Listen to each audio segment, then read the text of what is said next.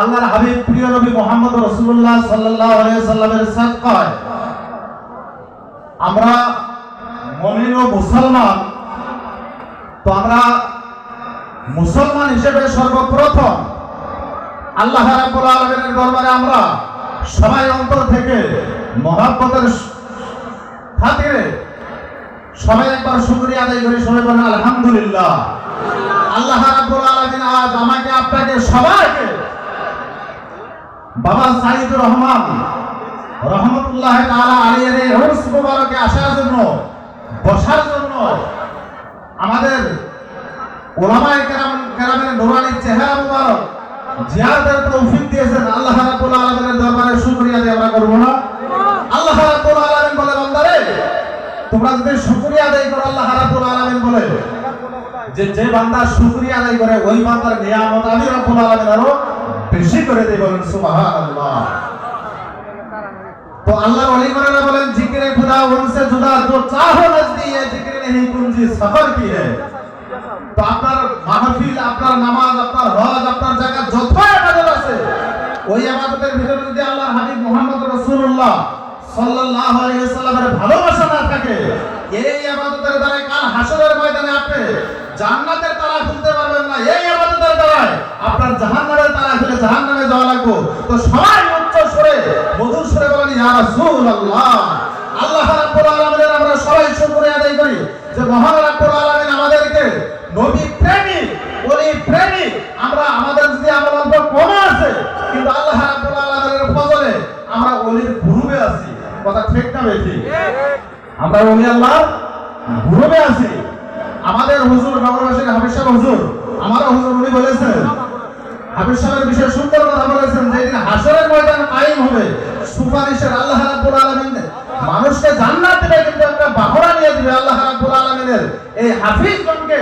আল্লাহ রাব্বুল আলামিন যেদিন জান্নাতি ঘোষণা করবেন, হাফিজ সাহেব আপনি জান্নাতে যান।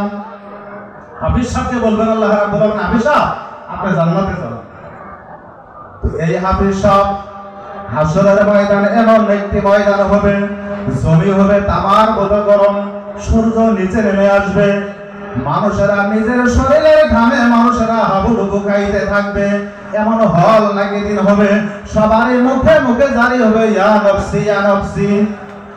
এই হাফিজ সাহেবকে আল্লাহ রাব্বুল আলামিন যে সময় জান্নাতি ঘোষণা করবেন, হাফিজ সাহেব অন্য কিছু না ভেবে দৌড় দিবেন, সিধে জান্নাতে যাবে।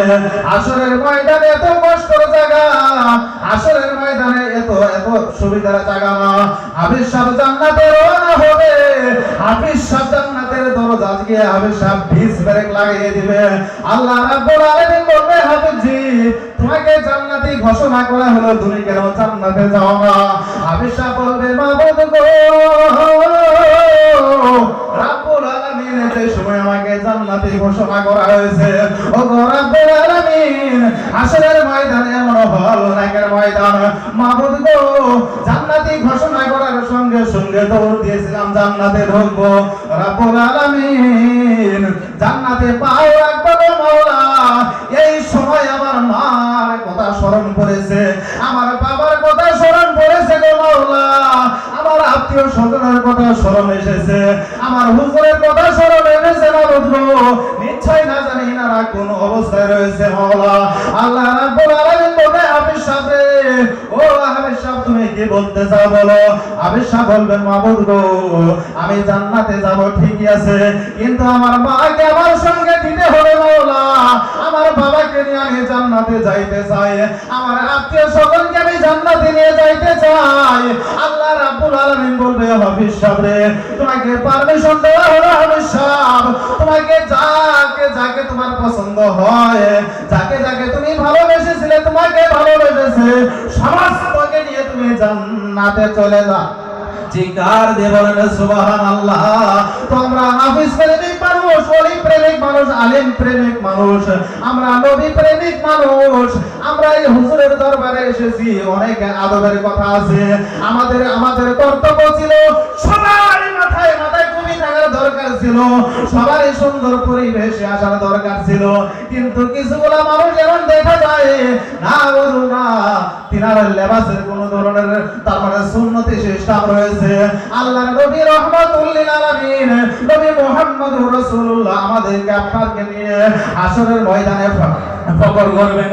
আল্লাহর ওলিকে কিভাবে মানবেন? বাবা সাইদুর রহমান রাহমাতুল্লাহ তাআলা আলাইহি কোনদিন নামাজ কায়েম করেন নাই, কোনদিন মিথ্যা কথা বলেন নাই, কোনদিন আমার শাহসুবি সাইদুর রহমান রাহমাতুল্লাহ তাআলা আলাইহি মানুষকে ধোঁকা দেন নাই।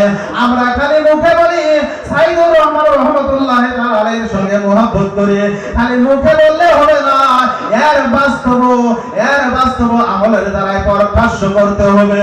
আল্লাহ রাব্বুল আলামিনের দরবারে আমরা সবাই মিলে দোয়া করি যেন আমরা ওলি আল্লাহর গ্রুপে থাকতে পারি, আল্লাহর নবীর প্রেমিক হয়ে যেন থাকতে পারি। আল্লাহ রাব্বুল আলামিন যেন আমাদেরকে ইসলামের ভিতরে রেখে আমাদের খাতমা বিল খাইর করে। ওয়া আখিরু দাওয়ানা আলহামদুলিল্লাহ।